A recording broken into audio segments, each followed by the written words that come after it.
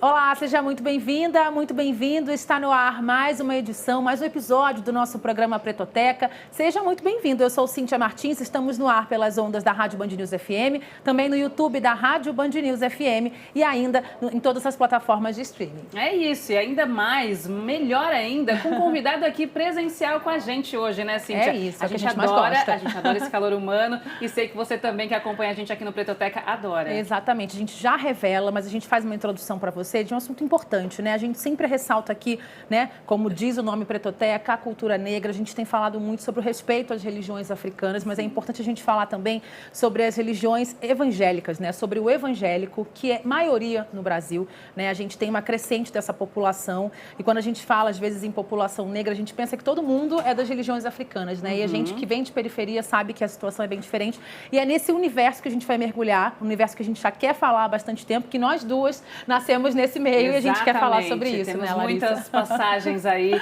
por essa religião e a gente tem esse dado também que hoje os evangélicos são mais de 30% da população. A tendência é que em 100 anos os evangélicos sejam maioria, então, no Brasil. Então a gente não podia deixar de falar sobre esse assunto, né, Cíntia? Exatamente. Só mais um dado, né? O último censo de 2022 mostra aí que o número de igrejas no Brasil supera o de escolas e de hospitais. A gente vai mergulhar então um pouco mais nesse assunto e conversando com ele, que é um dos principais expoentes do universo gospel, Tom Carfe, muitíssimo obrigada por aceitar nosso convite e conversar com a gente aqui hoje. Eu que agradeço, Cíntia. Obrigado, Larissa. Para mim é um privilégio estar aqui com vocês. Primeira vez na Band. Ai, que bom. Inclusive, estou muito feliz de estar aqui. E te falar sobre dois temas que eu gosto muito, né? Um que é a nossa raça. Sim. E a outra que é a nossa fé. Então, para mim é maravilhoso. É uma alegria receber você, né? Ele que é um dos principais realmente expoentes, né, do universo gospel, né? Em números, em gravações, em seguidores na internet. Então tem 9 álbuns lançados, mais de 2 milhões de inscritos no canal do YouTube. Então realmente tem bastante coisa para contar pra gente. Mas pra gente iniciar logo o nosso Pretoteca, queria que você começasse falando sobre o seu início na música, né? Já foi na música gospel ou você entra na música de uma forma diferente? Então, eu entro na música gospel já. Eu sou cristão de berço e até eu tenho 20 anos de carreira solo. Inclusive, eu gravei um DVD agora de 20 anos de carreira. E eu comecei a entrar nesse universo da música dentro da igreja. Então, eu comecei tocando violão primeiro, desde muito novo. Depois eu aprendi teclado, com 15 anos eu aprendi teclado. Era para minha irmã. Minha irmã foi fazer aula, ela não se interessou, o teclado ficou lá em casa, eu falei, quer saber de uma coisa, eu vou começar a tocar. Que aí aprendi a tocar o teclado.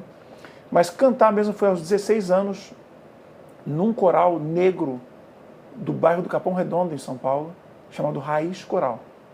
Então, esse coral surgiu, ele não surgiu para ser um coral de cunho religioso, ele surgiu para ser um coral para a gente cantar em presídio, cantar em orfanatos, asilos, né? E aí a gente realmente fez isso também e depois ele começou a tomar uma proporção, né, dentro dessa questão musical mais profissional. E aí nesse primeiro ensaio desse coral, eu fui acompanhar minha irmã também, que minha irmã que cantava, eu não cantava, não sabia cantar. Mas quando eu sentei, eu lembro que era uma igrejinha bem pequenininha assim no Capão Redondo ali, eu sentei no último banco da cadeira e comecei a assistir o coral cantar. E aí, quando eu vi ele cantando daquele jeito, que eu nunca tinha visto antes, né? Nunca tinha visto um coral negro no Brasil. Né? A gente vê muito em filme, né? Vê muito em filme. Unidos, eu gostava muito daquele Mudança de Hábito. Mudança de Hábito, exatamente. Exatamente. E aí o coral era similar àquilo. Eu falei, nunca vi isso. E aí eu senti meio que Deus me chamando. Deus falou, é isso que eu tenho para você. E aí, a partir daquele momento, eu lembro que eu levantei do banco da cadeira, sem ser convidado para estar cantando. Eu só fui assistir. Entrei no meio dos coristas e comecei a cantar. Não sabia cantar, né? Aí foi um processo de estudo. Estudei muito, treinei muito. E aí esse foi o início da minha que minha dom jornada. É dom, né? Você já sabia, já estava lá, só precisava lapidar um pouquinho esse diamante. Não, na verdade eu não sabia cantar mesmo, assim. Tipo, você imaginar um garoto que quer ser jogador de futebol, mas até os 16 anos de idade ele nunca jogou. Sim. Ele pode até ter um talento, mas ele vai ser ruim no começo. Ele vai ter que treinar. Até ele vai treinar ter que... bastante, né? Então, no meu caso, foi assim, como eu não cantava, eu não tinha o hábito de cantar, então eu não cantava. Sim. Então, eu não sabia cantar mesmo. Dos 70 coristas que tinham lá, eu era o pior dos 70. Só que aí eu comecei a estudar. Eu estudava 8 horas de técnica vocal por dia. Nossa, você realmente foi muito dedicado, focado nisso, né? Eu fui o cara que estudou, né? Me dediquei muito. A música já estava dentro de mim, que meus pais cantam e tocam. Eu fui criado num contexto musical, então isso ajuda muito. Mas a cantar mesmo foi a partir dos 16 anos. E aí foi um período de 1 ano estudando muito, treinando muito, até que as pessoas me reconheceram. Falaram, não, peraí, o menino canta. Esse cara é bom. Esse cara é bom. É interessante você falar, né, de ter esse início na igreja, que passa um filme um pouco na cabeça, né? Quem foi criado em lar evangélico, que é o caso de nós três aqui, de ver como a música é um momento de abraço, de cura, né? De acolhimento dos jovens, principalmente. Você pensar em muitos cantores, né? Tanto americanos quanto brasileiros, que começaram a cantar na igreja. Né? Como a igreja tem uma amplitude, assim, né? Uma abrangência, como ela consegue chegar a muitas pessoas. E mesmo que a pessoa não siga a carreira dentro do gospel, né? Ela acaba tendo a igreja como esse primeiro contato com a música, né? Eu não toco nada, posso dizer que eu não toco nada. Mas eu fiz parte de aulas de música na escola, eu comecei a tocar violão, estudar a partitura, meu irmão também, minhas sobrinhas tocam flauta. Então, assim, você vai passando de pai para filho, né? De herança essa coisa musical, né? Como a igreja tem esse papel também. Exatamente. Eu vejo essa questão da música da igreja como uma questão de inclusão também, né? Às vezes chegou uma pessoa que difícil de se sociabilizar. Sim. Né? E ela chega na igreja retraída, não tem muito amigo. Aí a pessoa, não, vem cá, vem cantar no coral aqui dos jovens da igreja, vem cantar no coral das mulheres, né? Às vezes tem uma mulher lá que está lá, triste, deprimida, sozinha, ela é convidada para ir para a igreja, e lá ela encontra um grupo de mulheres que cantam e ela passa a participar dos ensaios. Então, eu vejo isso também, né? essa ferramenta de inclusão, e uma ferramenta também de autoafirmação. Eu, por exemplo, a minha autoestima foi elevada, porque eu cresci na periferia, né, negro, então você sofre. Naquela época, mais muito ainda, mais. Né? Hoje, graças a Deus, que a gente tem debate, a gente tem programa que fala sobre isso, né? Como o Pretoteca que a gente dá e outros programas que tem, mas naquela época não existia o debate sobre o assunto racismo. Então, a gente sofria e não... Sem saber, ninguém né? falava nada, né? Então, tipo assim, e aí eu cresci com muitos complexos, assim, na minha adolescência, minha juventude e pré-adolescência. Muitos complexos, assim, eu não conseguia entrar na loja de um shopping, eu não conseguia ir em determinados bairros, eu não conseguia entrar, falei, esse lugar não é para mim. E através da música, quando eu entrei nesse coral, né, que era um coral também de pessoas negras e tal, que eu comecei a entender essa cultura, entender que eu tinha algo para passar para a sociedade, que a sociedade ia olhar para mim e falar, peraí, esse cara, ele tem um negócio, quando ele canta, que muda a minha vida. Então isso veio como uma autoafirmação para mim também.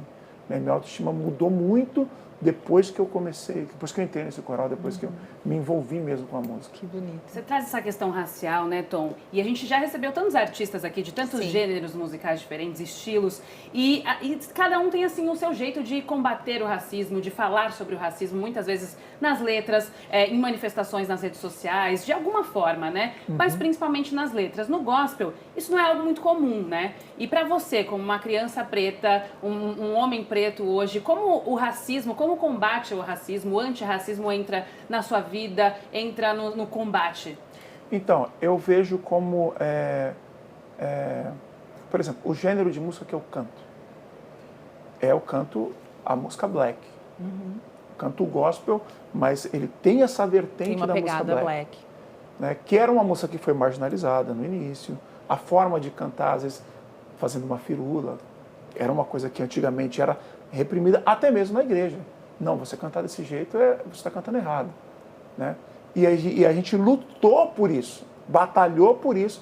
E hoje a música gospel brasileira, ela tem essa vertente do R&B nela. Né? Então existem muitos cantores do gênero pentecostal, do gênero black também, né? Que tem essa vertente. Hoje, se você for pegar os maiores expoentes da música gospel, muitos são negros. Sim. Então você vai pegar, tem Thales Roberto, tem Canta Eli muito. Soares, né? Das mulheres, você tem Midian Lima, que canta muito, você tem Suede, você tem inúmeros cantores pretos que estão em evidência. Então eu acho que é isso, acho que o preto tem que ser colocado no lugar de evidência. Essa é uma forma da gente combater. Né? Eu gravei um DVD agora de 20 anos da minha carreira, e eu coloquei um coro para cantar comigo, né?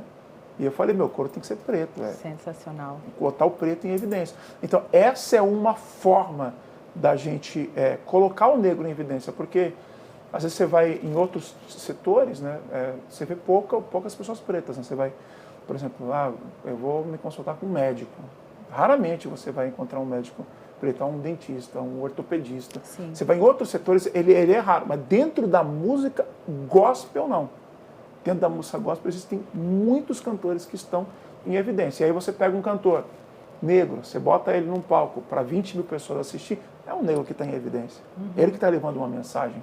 Entendeu? Então, essa é uma forma de você quebrar aquele estereótipo, né? Aquela questão, você botar o negro em evidência. E ainda pegando o gancho nessa questão, né, o universo evangélico, as igrejas podem ser ambientes um pouco de cabeça fechada. Eu falo também pela experiência que eu vivi, né, nos meus anos de igreja. E hoje em dia ainda, vendo reflexo, vendo com a minha família, vendo em alguns ambientes de igrejas menores, especialmente nas periferias, né, essa questão racial ainda soa como mimimi. Você está fazendo a sua parte, o seu papel, de fazer com que as pessoas pensem sobre isso, colocando o negro em evidência. Mas você consegue ter essa discussão, né, de que somos maioria, né, enquanto evangélicos, enquanto negros, mas que ainda a gente não ocupa espaços que a gente deveria ocupar e que a gente é mais vítima de vários problemas da sociedade. Você consegue fazer esse diálogo com a população evangélica? Então, eu acho que assim, principalmente, eu vou pegar uma vertente da igreja evangélica, que é a igreja pentecostal. Sim, que é de onde eu venho, Assembleia de Deus. Assembleia de Deus. Por que às vezes eu sinto que a igreja, principalmente o meio pentecostal, ele não tem muito essa discussão? Porque nas igrejas pentecostais tem muito negro em evidência. Então, por exemplo, você vai assistir um culto e você vai ver lá o grupo de pastores e obreiros, tem muito negro ali em evidência. Sim. Então, às vezes, você trazer essa discussão, o cara vai olhar e falar assim, mas espera aí, mas...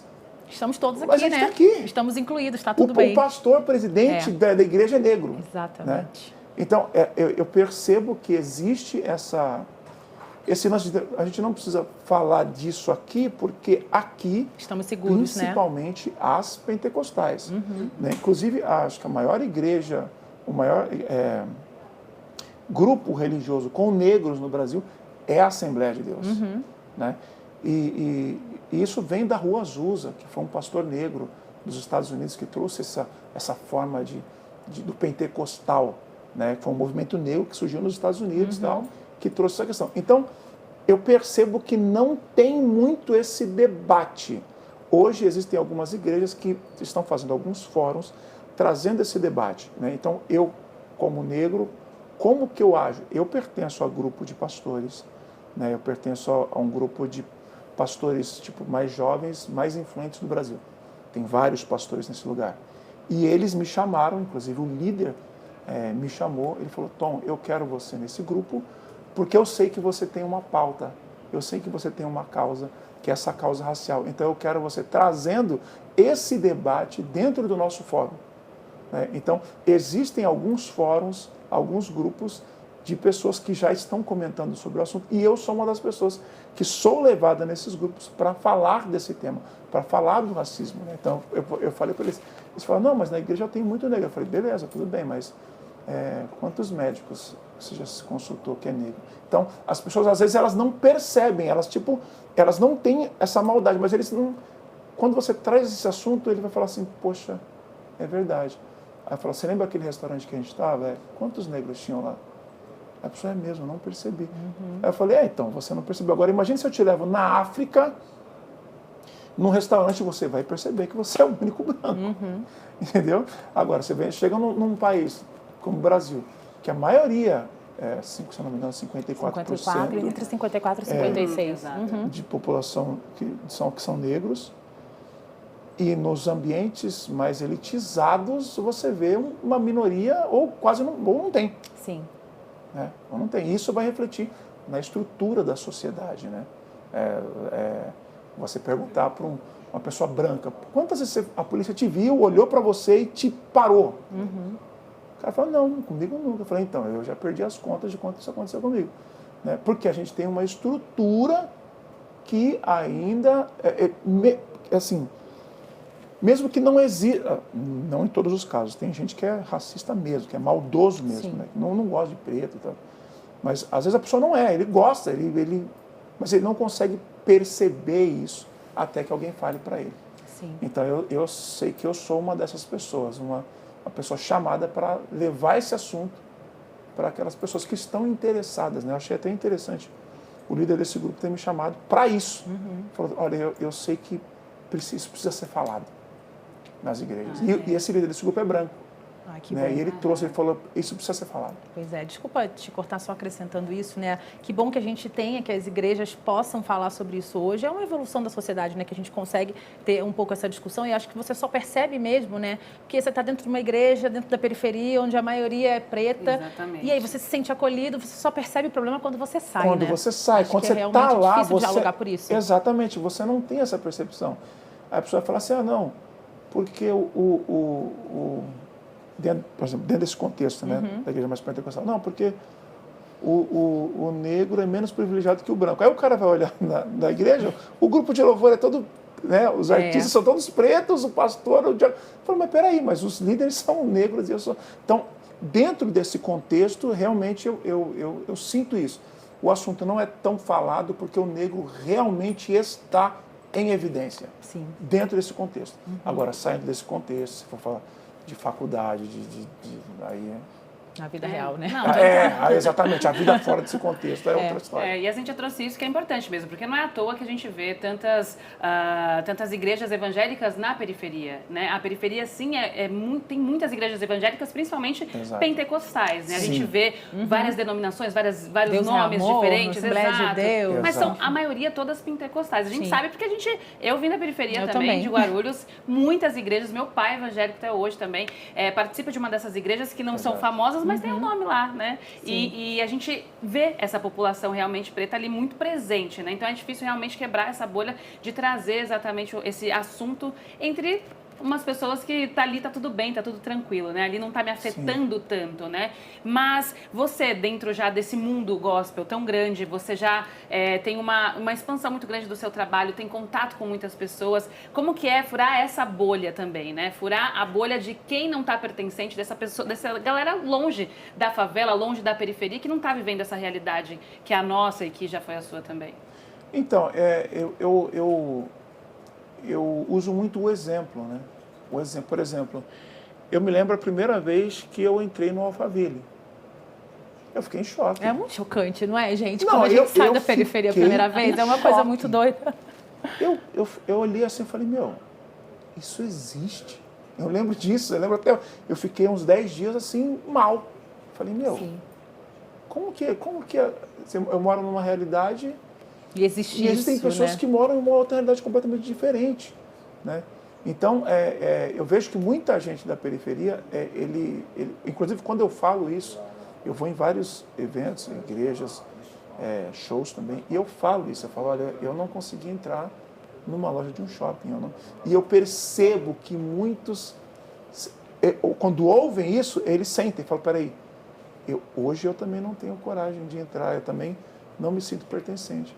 Mas aí eu falo, você também é filho de Deus, Deus tem algo em você, você é especial, você pode, você consegue. Você vai lançando essas palavras, né?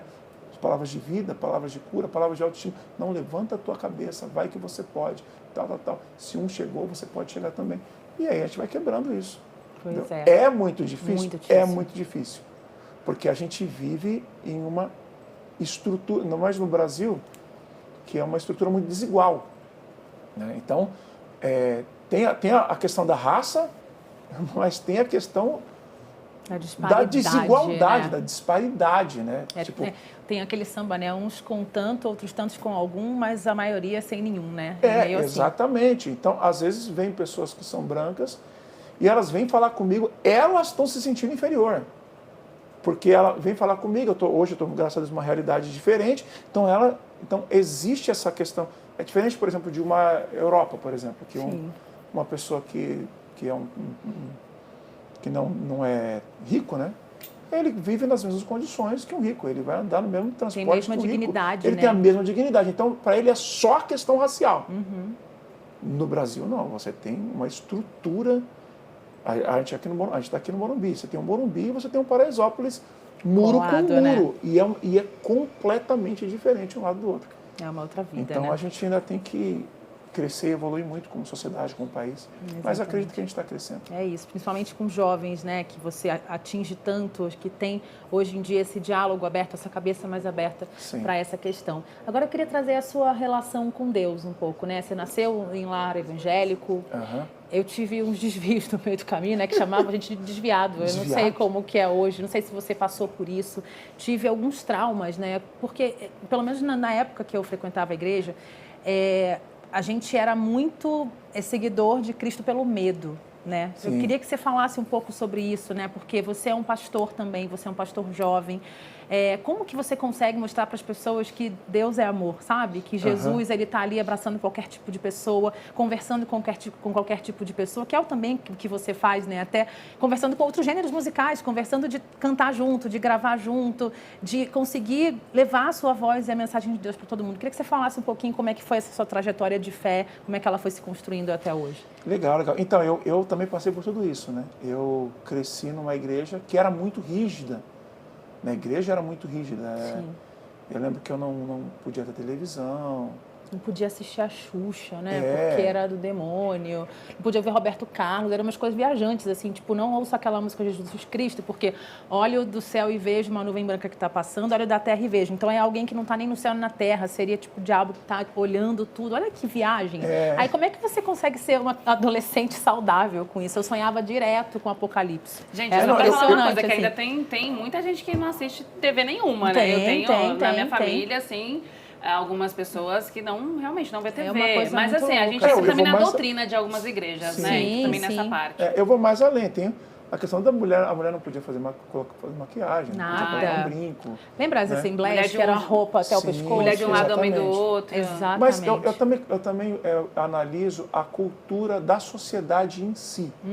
Né? Eu me lembro que eu vi o Cortella falar que as primeiras mulheres que usaram calça em São Paulo jogaram pedra nelas. Independentemente de religião, independente né? Só por serem mulheres de calça. Eram mulheres de calça. Não é porque elas eram... Foi alguém da igreja que... Não. Foi, então, veio dessa cultura. A escola era assim. Os professores batiam nos alunos. Verdade. Tinha palmatória na escola. O aluno ajoelhava no milho. Então, a cultura... Não era a igreja que era assim, né? Era o Brasil, a nossa cultura era uma cultura... dura, né? Muito rígida. Muito rígida, muito do medo. Não, você tem que ir para a escola, porque se você não for para a escola, você vai apanhar. Se você for para a escola, você vai virar um morador de rua. Não é assim, não. Se você for para a escola, você vai conseguir dialogar bem, você vai conseguir um bom emprego. Tudo era pelo medo. E a igreja, como reflexo disso, também tinha essa questão. Olha, você tem que ser assim, porque senão você vai para o inferno. Se você ouvir isso, você vai para o inferno. Se você jogar bola, você vai para o inferno. Então, vinha muito dentro disso. E eu cresci. Na minha igreja não tinha instrumento musical. A guitarra era considerada do diabo. Né? Então, eu via o instrumento chegando na igreja, eu via as coisas acontecendo, eu via essa transformação da igreja. E hoje, e naquela época também, não tinha muito trabalho para jovem. Sim. Então, muitos jovens saíam da igreja, tipo, cara, eu estou aqui, ninguém fala a minha língua, não tem um trabalho para mim. A igreja não acolhia, né, o jovem. E é complicado, né, porque nessa fase da adolescência, você está querendo descobrir o mundo querendo te descobrir, aí tem a questão sexual também, todo mundo está falando sobre isso, mas a igreja não está.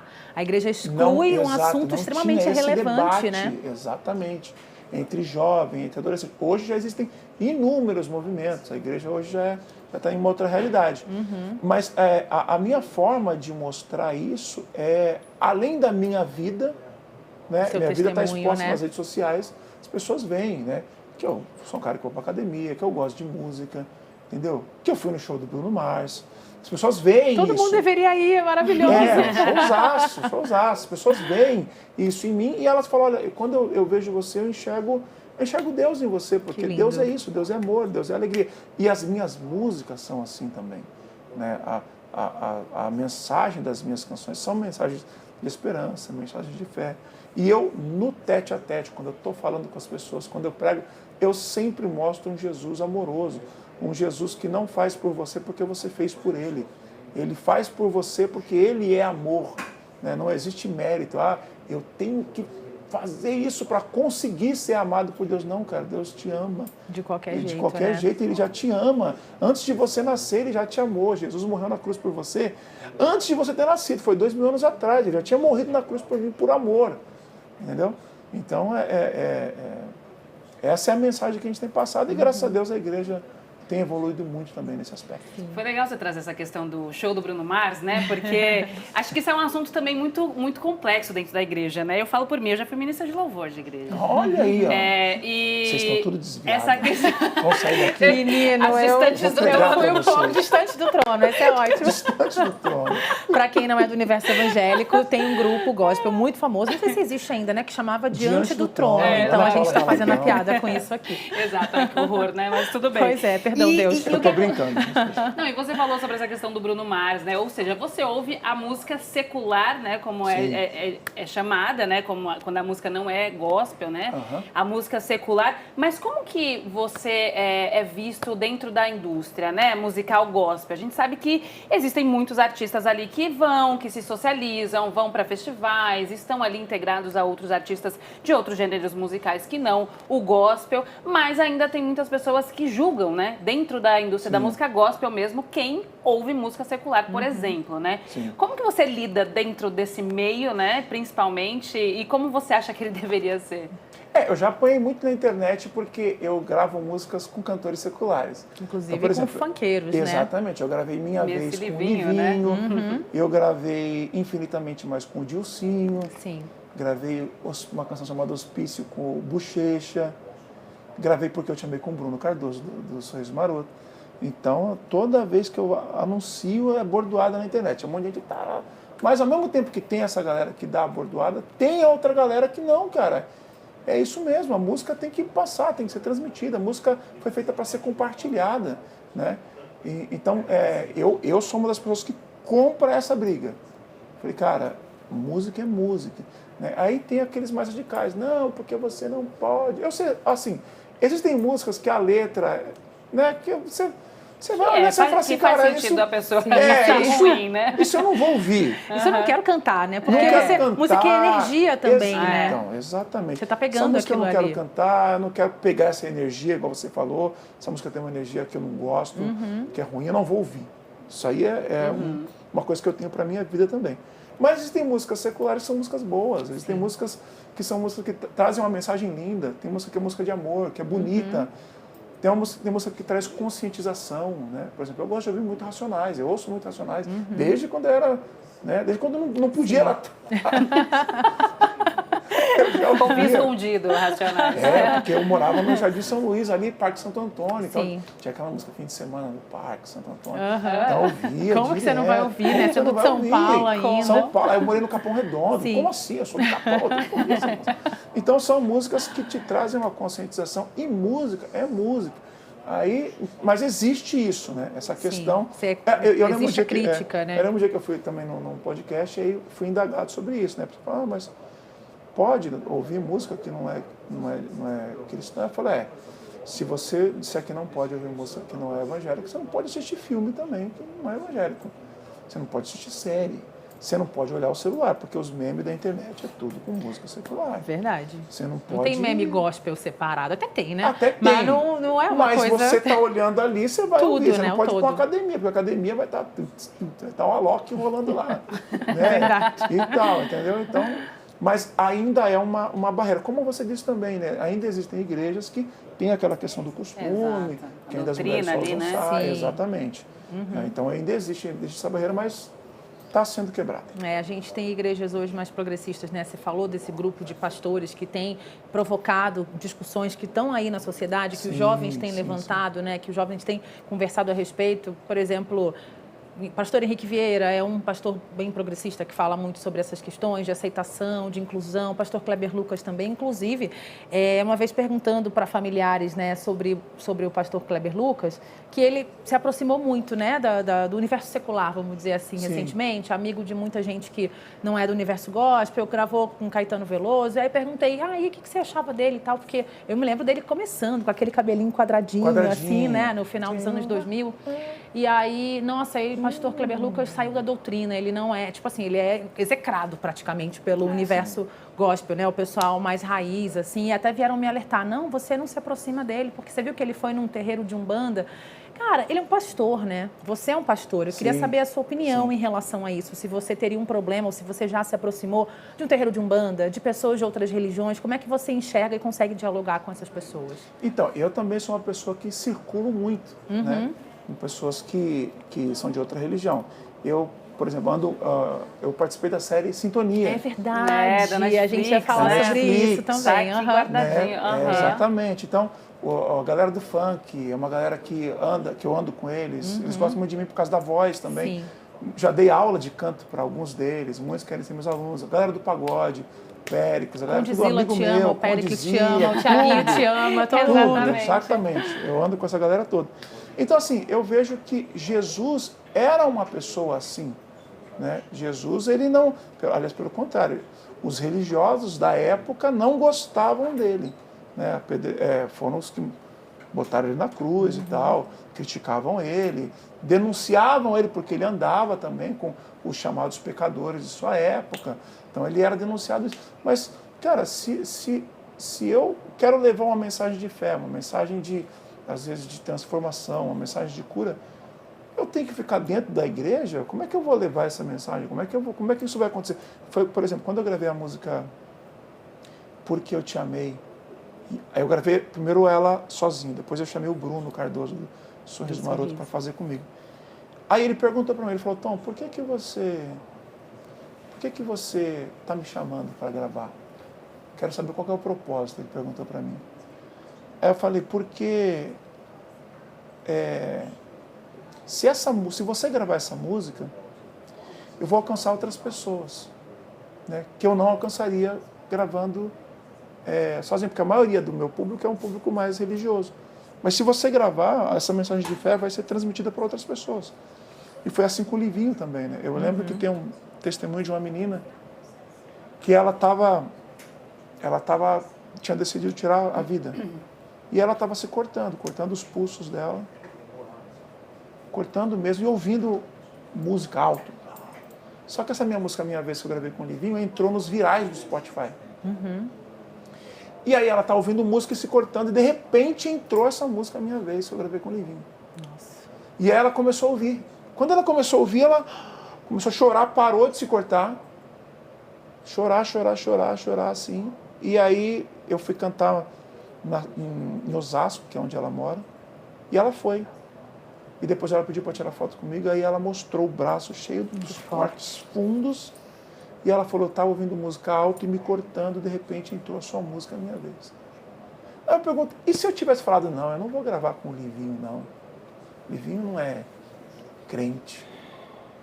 Essa menina podia estar morta. Foi Jesus que foi lá salvar ela. Exatamente. Não tem outra explicação. Por meio né? da música, né? Por meio da música, por meio que eu não tive preconceito, né? Que eu falei, não vou andar com o cara. Não. Pelo contrário, eu lembro que até o Livinho foi meu aluno de canto. E ele falou para mim, então eu quero cantar uma música para Deus. Canta comigo. Eu falei, cara, como que eu vou criar essa barreira? E eu fui muito criticado.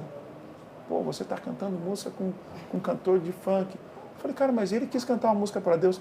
Eu vou impedir isso de acontecer. A pessoa está dizendo, eu quero cantar uma música. Você acha que Deus vai falar assim, não, eu não quero que ele cante uma música. Como assim? Né? Não dá, não tem como.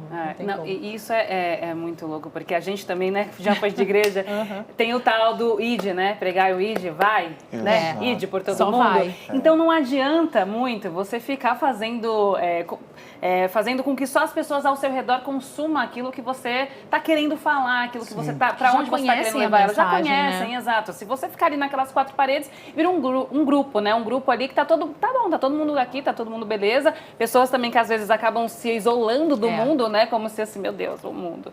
Então, assim, e o furar a bolha também é isso, né, Tom? Porque eu vejo assim, você e outros artistas evangélicos furando essa bolha, né? Sim. Saindo desse grupo fechadão, né? Que são muitas igrejas, e indo para outros lares, né? Para outros lugares, para outros caminhos também, alcançando mais pessoas. Acho que é isso que você faz, né?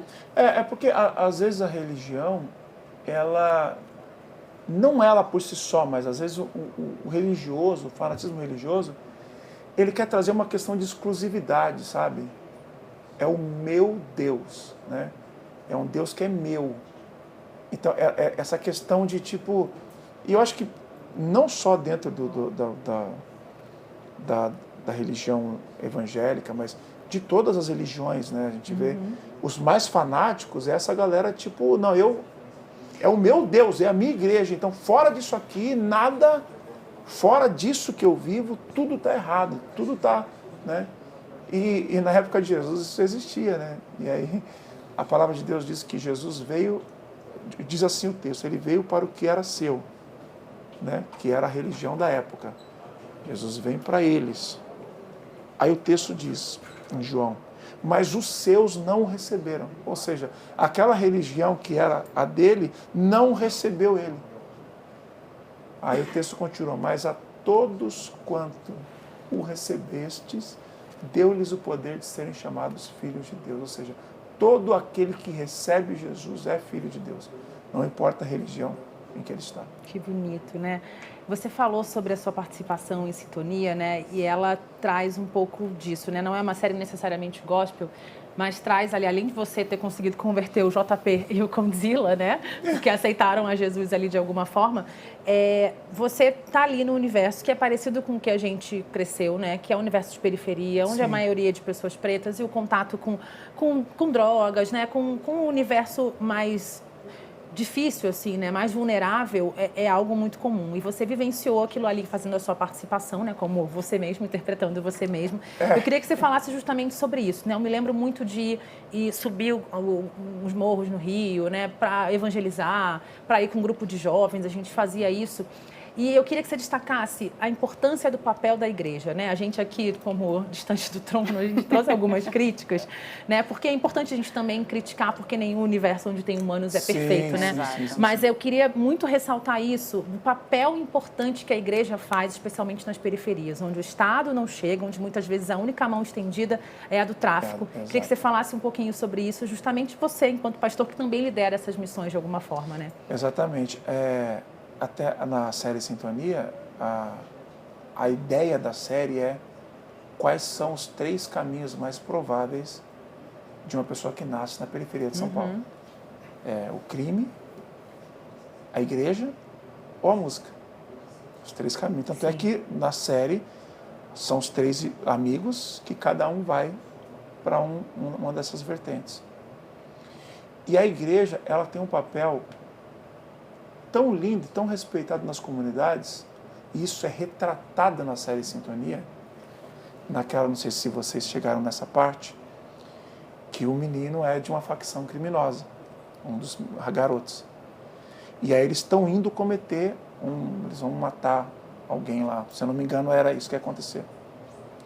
E aí um menino está conversando com o outro, que era o chefe, aí ele fala assim, esse menino, eu não vou. Aí o chefe, por que você não vai? Porque eu fui para a igreja. Eu não quero mais essa vida. Eu fui para a igreja. Aí o chefe respeitou a decisão dele. Falou, você foi para a igreja? Eu fui. Então vai em paz, irmão. Siga seu caminho. Então a gente vê que até as facções, isso no Rio também, né? As facções... Tipo, existe uma, eu não sei se isso é verdade ou não, mas a gente ouve falar muito nisso. Que a única forma de você sair de uma facção é se você foi para a igreja. Porque a facção respeita a autoridade da igreja. É uma coisa muito louca, assim, que hoje a gente tem até um grupo grande no Rio, né, de traficantes evangélicos. É uma coisa muito maluca, assim, né, o que o Rio de Janeiro se tornou, mas que realmente há um respeito, né? Quando o cara vai preso, quando acontece alguma coisa, já, pô, ora por mim, irmão. O cara já pede para orar porque ele foi criado na igreja, né? E ele sabe que ele está fazendo alguma coisa errada.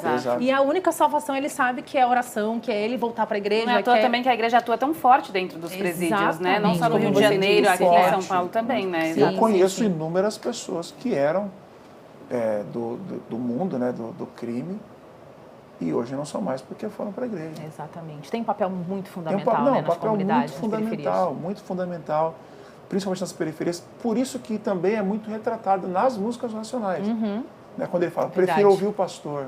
Verdade. Né? Aí, filho meu, né? não vá por esse caminho, é muito retratado. Por quê? Porque existe um papel muito significativo dentro das comunidades. Na igreja, mesmo que eu sou, que é uma igreja também periférica do Jardim São Luís, tinha muita gente lá que era do crime, que era vida louca. E quando pisou na igreja, mudou. E não mudou, ficou aquele cara quadradão, não. Não, mudou.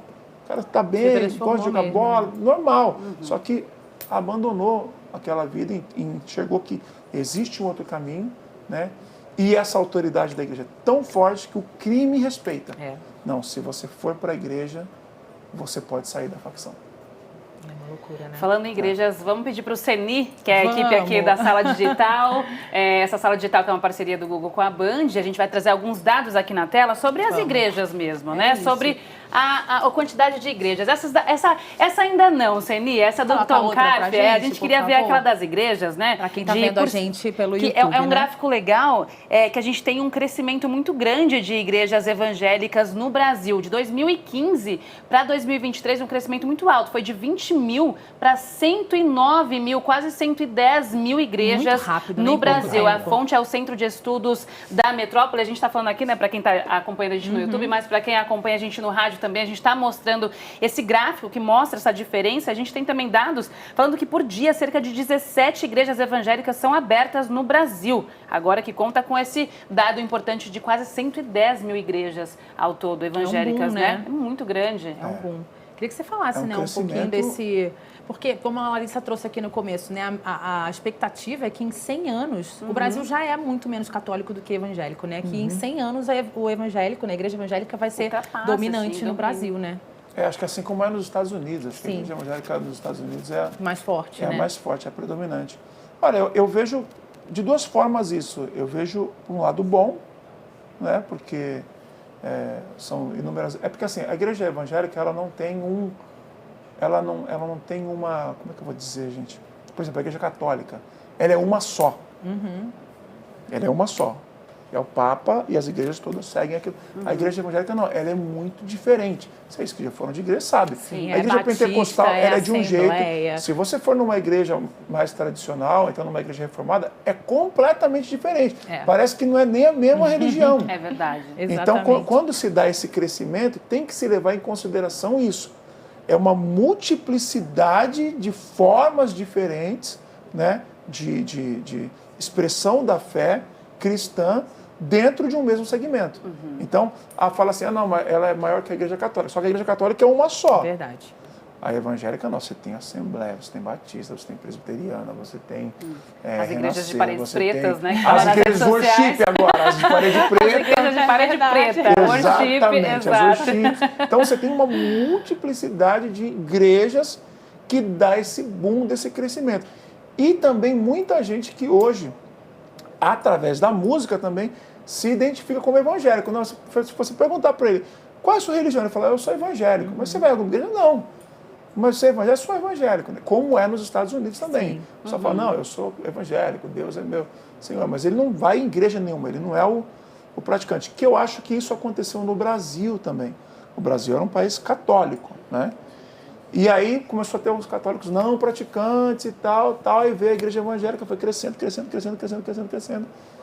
E aí foi isso. Então eu falo que eu vejo por dois lados. Um, é uma crítica que até a própria igreja evangélica faz. Pô, será que todos esses que estão aí, que apareceram, né? Esse crescimento exponencial, todos esses são cristãos mesmo? Ou não? Né? Então, eu acho que tem essa coisa do não praticante, né? Eu me lembro que na minha infância eu conheci muitos coleguinhas católicos não praticantes, não assim, adolescentes não praticantes. Eu fui muito assim. essa católica não praticante. Eu entrei na igreja católica somente para ver casamento, gente. Eu nunca assisti uma missa, assim, de domingo, né? Nossa, de tão eu fiz crentinha crisma, que eu era. fiz primeira comunhão. Aí depois fui para a igreja evangélica, eu sou batizada na igreja evangélica, na igreja católica. Eu sou total crente de formação, assim, tipo, não tenho nada, não sei nada da igreja católica. Agora, ainda sobre esse crescimento, né? Engraçado que a gente fez uma série aqui no Pretoteca chamada Áfricas do Brasil, uns 2 anos atrás, E a gente foi para o Quilombo Calunga, né? Que é o maior do Brasil, lá em Goiás. E é engraçado que a gente, quando mergulha nesse universo, né, negro, a gente pensa que todo mundo é macumbeiro, aqui falando de uma forma mais ampla, né? Que é do candomblé, da umbanda. E aí chega no Quilombo achando isso, porque eles querem a preservação da terra, querem a preservação da cultura, Sim. mas o Quilombo, Calunga e outros quilombos pelo Brasil são majoritariamente evangélicos ou católicos. Sim. Olha como a gente é ignorante também, né? De esquecer a penetração da igreja mesmo, né? O quanto que ela se ampliou pelo país. Não, e na África também. Também. Eu já fui a Angola algumas vezes, é predominantemente evangélico. As igrejas ou muçulmano, pretas, né? A gente acha que todo mundo bate tambor, mas são muçulmanos ou evangélicos. Na Angola eu não vi muçulmano, acho que mais no norte da Sim. África, ali Nigéria, Sim. tem muito muçulmano. Mas nessa parte da Angola, e uma multidão, assim, né? Uma multidão. Inclusive, eu vi um debate, um tempo, de um negro, inclusive angolano, se eu não me engano, ele falando que quem trouxe o evangelho para a África não foram os brancos. O evangelho já existia lá, Sim. antes deles trazerem. Que às vezes tem essa, não, nós, sim, a cultura os europeia, europeus, que nós que levamos, que mostramos verdade. quem era Jesus para eles. Eles falam, não, aqui a gente já sabia. Tanto é que Jesus estava ali, andando pelo Egito também e tal, não sei o quê. Então é encostado na África. É que houve uma apropriação também, né? Dessa questão religiosa, de Jesus Cristo. Houve essa apropriação, né? Até colocar ele mais claro. Até a imagem, né? Exatamente. Mas na Angola, eu vi isso, eu vi muito evangélico. Muito. E agora indo um pouquinho para suas músicas, né? Vamos pro tom artista, o tom músico. Muitas parcerias você já fez, já falou sobre as parcerias até mesmo com cantores que não são do mundo gospel, né? Mas eu queria saber o que você tem mais, o que vem por aí, o que a gente pode esperar de novidade também sua. A gente está te vendo nas telas agora também com a série. Sempre músicas novas, músicas muito ouvidas. A gente trouxe dados aqui também. Inclusive, vamos colocá-los aqui para a gente falar sobre música. Acho que fica até melhor para a gente ilustrar aqui, Seni, aquele das músicas mais buscadas desde 2004 no Brasil. Então são as músicas que aparecem quando as pessoas procuram por tom, né? Minha Vez, Porque Eu Te Amei, essa daqui estourou, né? Estouradíssima, Eu Só Quero Ser Teu, Infinitamente Mais, Há Um Lugar Pra Mim. Então assim, são músicas realmente muito conhecidas dentro do mundo gospel e não somente. Porque Eu Te Amei, ela estourou, assim, ela furou totalmente a bolha, né? E o que a gente tem também, falando um pouquinho dela, né? Furar essa bolha e também a questão de músicas e trabalhos futuros seus. Tem alguma preferida entre essas que a gente trouxe aqui na tela?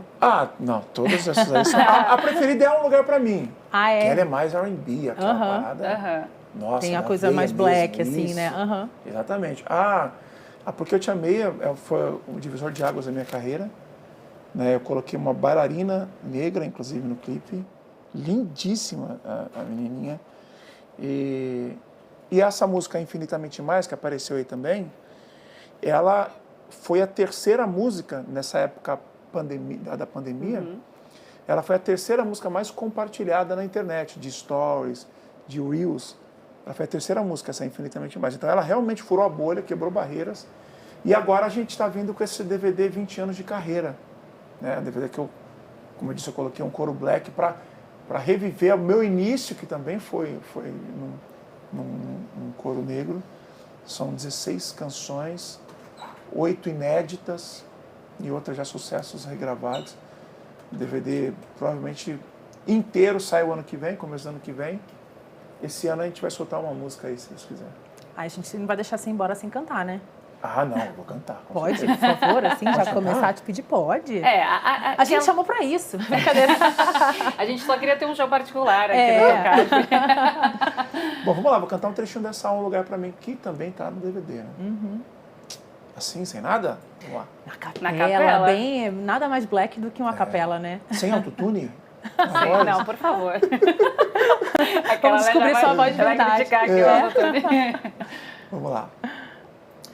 Há um lugar pra mim lá no céu, sim, eu sei, perto do meu Senhor, sentarei para ouvir a canção que Ele fez pra mim, de pai para filho.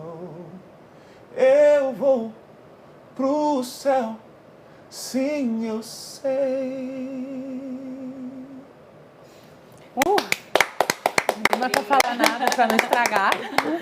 A música, quando é incrível, é boa, ela arrepia e enche o olho da gente d'água. Nossa, bom demais ter tido esse show particular.